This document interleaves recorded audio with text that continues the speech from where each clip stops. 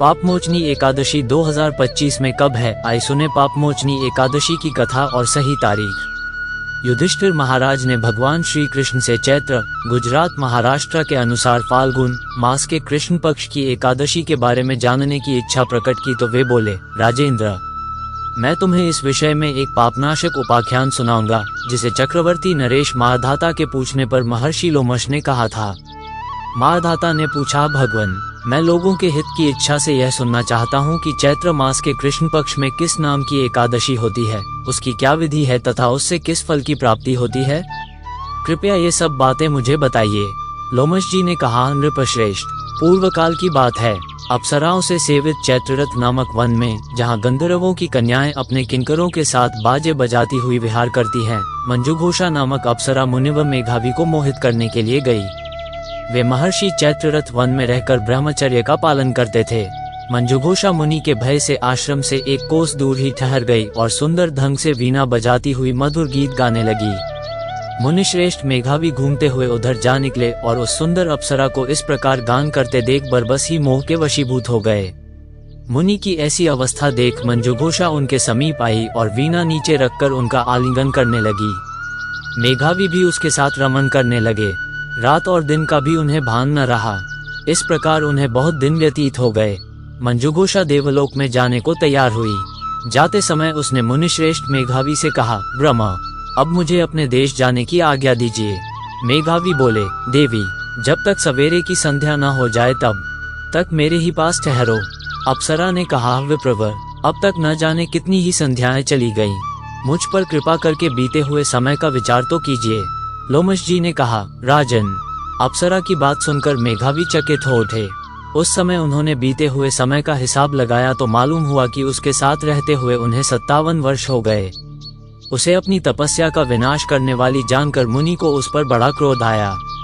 उन्होंने शाप देते हुए कहा, पापिनी, तू पिशाची हो जा। मुनि के शाप से दग्ध होकर वह विनय से नतमस्तक हो बोली, विप्रवर, मेरे शाप का उद्धार कीजिए। 7 वाक्य बोलने या 7 पद साथ साथ चलने मात्र से ही सत्पुरुषों के साथ मैत्री हो जाती है। ब्रह्मा, मैं तो आपके साथ अनेक वर्ष व्यतीत किए हैं, अतः स्वामिन, मुझ पर कृपा कीजिए। मुनि बोले, भद्रे, क्या करूं? तुमने मेरी बहुत बड़ी तपस्या नष्ट कर डाली है। फिर भी सुनो, चैत्र कृष्ण पक्ष में जो एकादशी आती है उसका नाम है पापमोचनी। वह शाप से उद्धार करने वाली तथा सब पापों का क्षय करने वाली है। सुंदरी, उसी का व्रत करने पर तुम्हारी पिशाचता दूर होगी। ऐसा कहकर मेघावी अपने पिता मुनिव च्यवन के आश्रम पर गए। उन्हें आया देख च्यवन ने पूछा, बेटा, यह क्या किया? तुमने तो अपने पुण्य का नाश कर डाला।